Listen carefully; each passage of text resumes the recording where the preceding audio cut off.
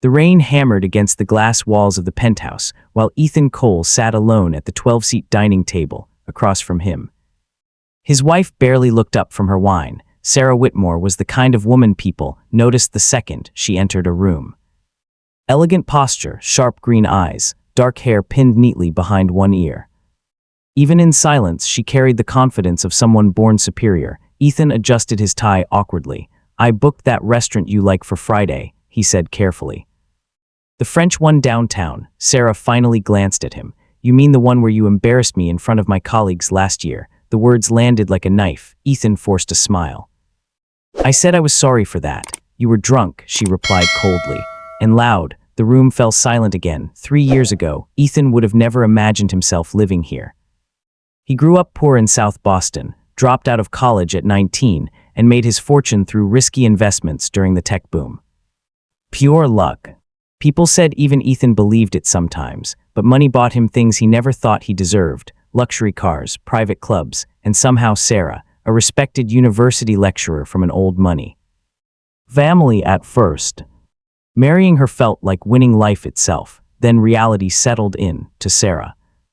Ethan was still just an unpolished outsider with too much money and not enough class. "You're staring again," Sarah muttered. "Sorry, you always do that." Ethan looked down at his plate, no matter how cold she became.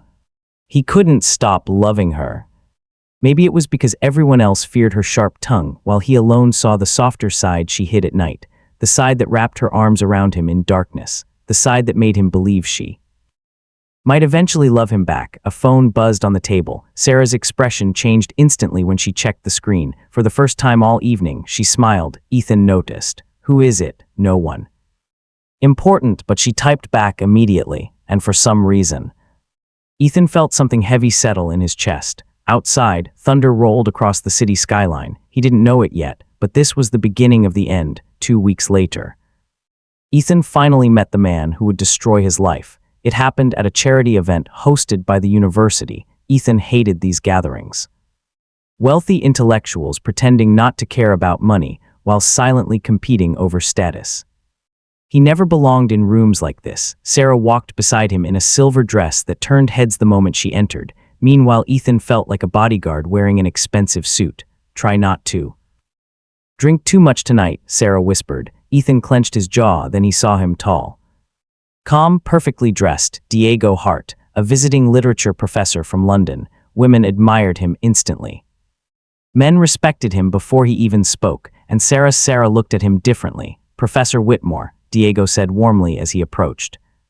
"It's good to finally meet your husband." His voice was smooth and confident. Ethan shook his hand. "Nice to meet you." Diego smiled politely.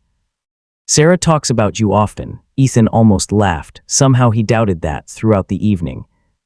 Ethan watched them together from across the ballroom. They discussed books Ethan had never read, art he didn't understand, philosophy he couldn't pronounce. Every time Sarah laughed beside Diego, Ethan felt smaller. By midnight, he'd already emptied 4 glasses of whiskey. "You're drunk again," Sarah snapped quietly in the car ride home. "I'm trying." "Trying what?" "To fit into your world." Sarah looked out the window. "You bye class." Ethan, the sentence stayed in his mind long after she fell asleep that night, downstairs in his office. Ethan opened an old bottle alone. For the first time since their marriage, he wondered if Sarah was ashamed of him. And upstairs, hidden beneath the blanket's glow, Sarah smiled softly while texting another man. The affair lasted almost a year before Ethan discovered it. Not through evidence, not through messages, through instinct. Sarah stopped touching him, stopped pretending, stopped caring whether he noticed. One night, Ethan followed her. The memory would haunt him forever. Rain poured across the city streets as Sarah entered a luxury apartment building downtown. Diego opened the door before she even knocked, and then he kissed her, not carefully, not guiltily, like they had already erased Ethan from existence. Ethan stood frozen across the street while rain soaked through his coat. Something inside him broke.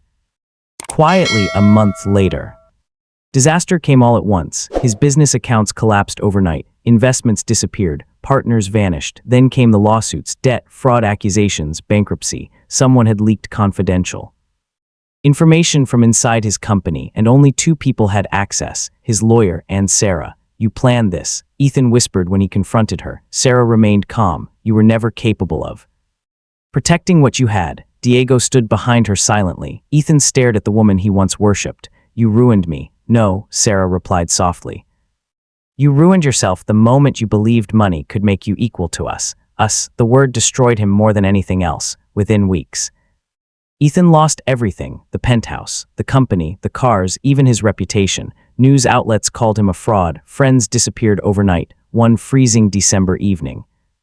Ethan climbed to the rooftop of an unfinished building overlooking Boston Harbor. The wind cut through his thin jacket, below him. The city lights blurred through tears. He thought about Sarah, about Diego, about the life stolen from him. Hatred filled every corner of his chest. If there's another life, he whispered into the darkness, I'll destroy you both. Then he stepped forward and fell. Ethan woke up gasping for air. Bright sunlight hit his face, confused. He sat upright instantly. His heart pounded violently. He wasn't dead. He was inside his old apartment, the cheap apartment he lived in before marrying Sarah. Ethan stared at his trembling hands, then his eyes landed on the calendar hanging near the kitchen. April 12th, 3 years earlier. No, he whispered. His breathing became uneven. He grabbed his phone. The date confirmed it. Ethan stumbled backward.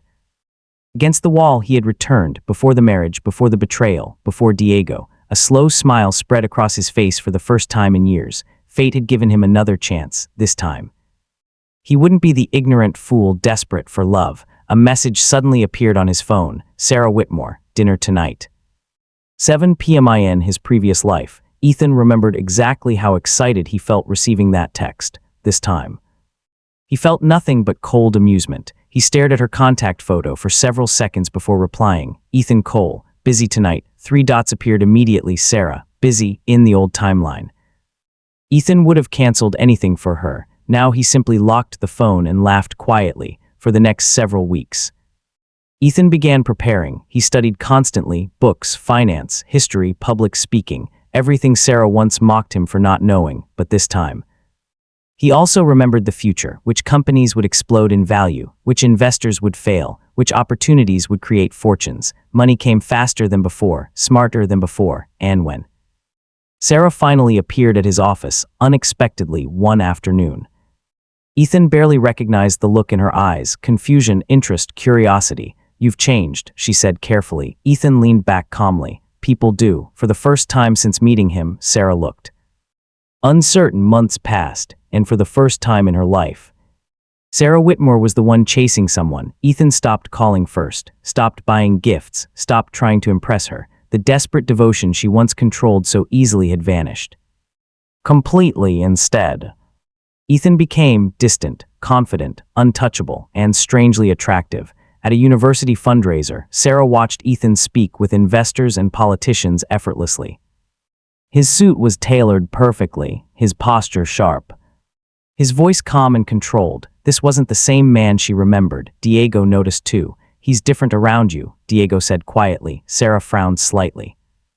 What do you mean? He looks like someone who already knows how the story ends. The words unsettled her. Later that evening, Sarah approached Ethan near the balcony overlooking the city lights. You've been avoiding me. Ethan sipped his whiskey slowly.